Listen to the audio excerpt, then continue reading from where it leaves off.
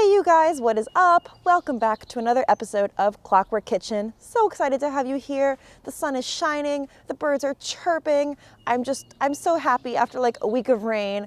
It's finally sunny, and today is also Saturday, and that means it's meal planning day. A lot of you guys really liked my Joshua Tree video, and I actually had a lot of fun making it. So I'm still gonna do my usual tutorials, the how-tos, the breaking down the basics and all the ingredients and cooking methods and things like that. But I thought I'd try out some of these vlogs as well and kind of give you an inside look into how I do things. A lot of you have said that you struggle with how to meal plan or how to even figure out what on earth to cook or making time to cook. And I am really busy, just like you guys, but I've found ways to build cooking into my life so that I can quickly figure out what I want to make and that I do make time to cook at home. And so I thought I'd show you how I do it, and hopefully this will help you guys build that into your lives as well. As I said, today is Saturday, and Ike and I tend to meal plan on Saturdays. The farmer's market is on Saturdays. We'll also go grocery shopping on Saturdays usually. We basically planned out our whole week. We figured out how many meals do we need on which days for both lunch and dinner.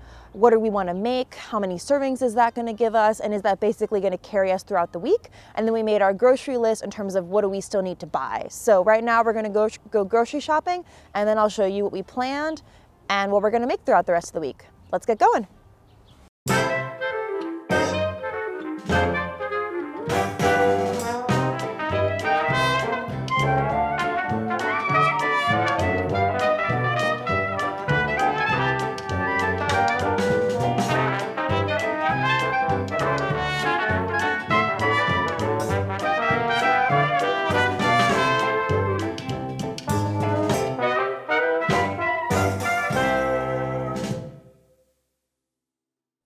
Alrighty, so we are back from the store, and I've laid out all the food right here in front of me just to kind of show you guys. I don't normally do this, but if this is a helpful strategy to you to take everything out of your fridge and all the things that you bought and kind of lay it out on your counter and piece it all together, then by all means do that. So as I said, we sat down and we kind of mapped out our meals. It can be like just as basic as this. We figured out that we need about 22 servings throughout this next week. Some of those things need to be packable types of things for lunch, like when we're going to work. And some of these days only one of us needs dinner. I work at a restaurant, so sometimes only one of us needs to have dinner cooked from home. I'm just gonna keep referring back to this notebook just so I know what it is that we talked out and planned out. The foods that we build our meals from land in 3 different categories. First one is things that we get at the farmer's market. We tend to get our meat from the farmer's market. So these are some chicken thighs that we have here. We really care about where our meat is sourced. We like to buy things from local farms where we know the animals are treated well and we know exactly where they came from and that they're free range and all that good stuff. So we get ours from Graf's Content at the farmer's market. They come frozen, so there are some pros and cons to that. The pro is that if we don't use it this week, it's totally fine. It's still frozen. We can carry it on into next week and it's not gonna go bad. The maybe con side is that you do have to think ahead and pull your meat out a couple days in advance so that it can defrost properly. If your meat comes fresh, this still applies, but maybe if you don't cook that meat over the next 4 days, you might want to consider freezing it. I am going to do another video though on how to handle meat in sort of a safe, sanitary way, so stay tuned for that one. The second category of foods is things that we go to the grocery store to buy for specific meals that we have planned out for this week. So for example, this bell pepper we got in order to make some stir fry. This is not very pretty, but you might recognize this from my last video, but this is half of a fennel that we bought from the grocery store. So things like that are gonna sort of fit the bill for what we're trying to make. And then the third category is things that we just always stock. No matter what we're making, if we're out of it, we buy it. So for example, we always have onions on hand. These are just a base to so many meals, so we just like to have them. So we usually buy a bag of them from Trader Joe's or Giant and always get these. Another example is the carrots, actually. Carrots really don't go bad very quickly. They're super easy to have on hand and we throw them into a lot of different things, so we always like to buy those. Another example is sauces. We're really obsessed with this Zug sauce from Trader Joe's. It's a Yemeni sauce primarily made of cilantro and jalapenos, and yeah, we probably could make it at home, but it's super easy to just buy this at the store. It really livens up a lot of our meals, and I really like having it on hand. So that's kind of how we build our meals, is knowing what it is that we always need to have on hand, then what specific things do we need for this particular meal, and then also making sure that we just get what we want from the farmer's market as well, which I know can vary a little bit from week to week, but generally, like, Graf's will always have, you know, chicken or some kind of pork, things like that. Okay, now that we have that sorted, let me walk you through what it is that we've planned out to make this week. So the first thing that we're gonna make is a stir fry, and you'll probably hear this a lot from me. We make stir fries at least once a week. It's our go-to thing, but we change it up all the time. So this time around, I think we're gonna make more of a Chinese-based stir fry. So that's gonna include celery, which we got from Trader Joe's, the carrots, which I mentioned before, some onions, the red pepper, the cashews, which we also always have on hand. It's just so easy to put nuts in the freezer and never worry that we're out of stock. And then I think we'll either use tofu or we're gonna use some ground turkey that we got from the farmer's market. We'll kind of decide in the moment how we're feeling and what we wanna make, and if we did actually think ahead to defrost the turkey, because sometimes we do forget.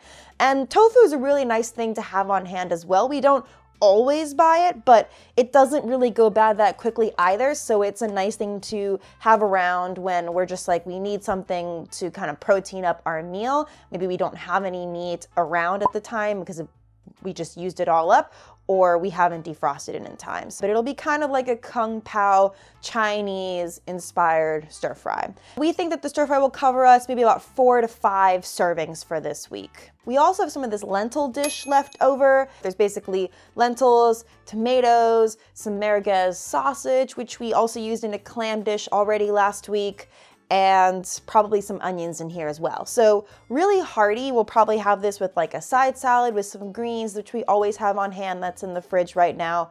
And it'll make a really nice, super easy filling lunch probably. Okay, moving on to the second recipe that we've planned.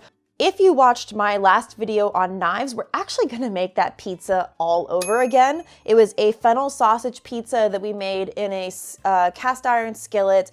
The recipe is from Bon Appetit. And also, I forgot to mention, I am gonna link all these recipes. If there is a recipe, I'm gonna link all of them in the description box down below, or maybe even try to find a recipe that's kind of similar to what we're doing, like, you know, for the stir fry, for example. So definitely check the description down below in case you want to try any of these things out. As I was saying, we're going to make that pizza all over again. We still have half of a fennel and we're not quite sure what else to do with it. And we still have some of this merguez sausage left over that we got at the farmer's market last week. So the other thing to keep in mind is that when you buy something, it can have many lives. We used it in a clam dish involved some sausage and some tomatoes and some apple cider. And then we used it in this lentil dish, and we still have some left over, so we figure why not make some more pizza. Yay, the sun's coming in. Hopefully this brightened things up in here a little bit. Moving right along. So another meal that we want to make is with these chicken thighs. Chicken thighs is something that we always like to have around if we can. We get it from the farmer's market, as I said. It's just nice to have like a base of chicken. If you like chicken breast, then by all means get some chicken breast.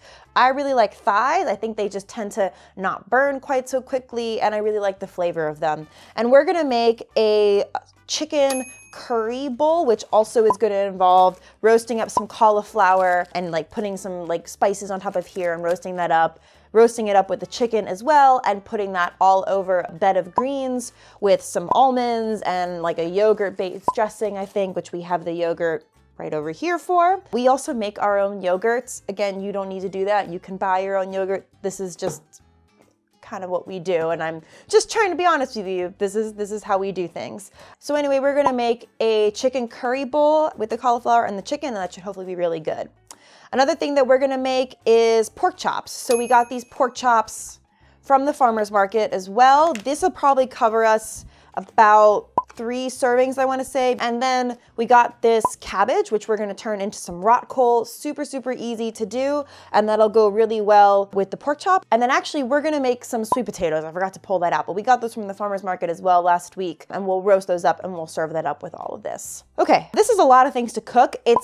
I mean, I've definitely found that you have to cook more as you have more people, and we've tried to kind of just like double our portion sizes. So instead of making 4 chicken thighs, we're making 8 chicken thighs. And sometimes that works, but sometimes it's just like too unwieldy, and I'm not used to like cooking for that large of a crowd. So it's, to be honest, still something that I'm figuring out, but this does look like a lot of food, and it's partially just because we do eat at home a lot, and there are 2 of us. When I was living alone or when I was just cooking for myself, this would have covered me probably for about 2 weeks. So just kind of keep that in mind. Second to last recipe we're planning on making is we also have this salmon from the farmer's market, and we also got some Brussels sprouts from the farmer's market as well. And so we're gonna roast these up. We're gonna roast up the salmon, and that'll come together really quickly. I guess something to keep in mind is that you could definitely double this. You could buy 2 of these salmons, and this is probably gonna cover us for 4 servings. If you doubled all of this, then that would cover you for probably 8 servings.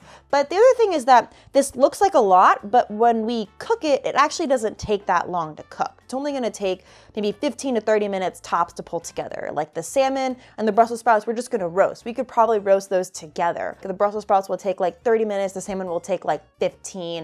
So if we roast them together, it'll be done in 30 and we'll be good to go. The stir fry, you know, the hardest part about a stir fry is getting everything chopped. Once it's all chopped, you're cooking everything on really high heat. It'll come together in about 15 minutes as well. So it looks like a lot, but these things whip up super quickly. And this is one of the ways that we just kind of try to make things interesting, and we take like a merguez sausage and we do a lot of different things with it. So we only had to grocery shop once, but it'll cover us for a lot of different times, and we can make a lot of different things with it. So it doesn't feel like we're eating the same thing over and over and over again. Okay, lastly is we really only have 1 serving of this, but we do make falafel, or you can also buy this from the store. I know Trader Joe's makes falafels that come frozen, but we like to have falafel around. It's another kind of similar thing with the tofu, where if we didn't defrost our meat or we just don't have any cooked and we're just like, oh my God, it's 8 o'clock, like, can we just make some dinner? Then it's an easy thing to just go to and grab and defrost, and we have that in the freezer.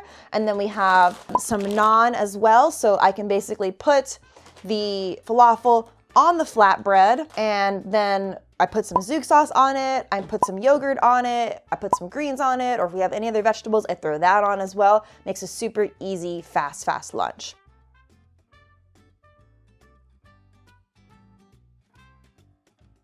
So that was our meal plan, but as you can see from the footage that I added on top of while I was talking, it's not exactly how things turned out, and that's usually the way that every week works. We make a plan, but sometimes best laid plans don't always work out. A couple days we decided to make sandwiches instead, and so we went out and bought some deli meat for that because we were out and about and wanted to just be able to pack some easy lunch. A couple days we did decide to eat out, but for the most part we ended up making most of the things that we planned on, and it worked out really well. So I hope you liked this video. I am still kind of finessing this format a little bit, so let me know what you think. And if you do make your own meal plan, I'd love to hear about it in the comments down below. And if you did like this video, you know what to do. Give it a thumbs up to support my channel, hit the subscribe button if you haven't already, and hit the little bell icon to be notified next time I post. And as always, let me know what you'd like to learn about next time on Clockwork Kitchen. Happy cooking!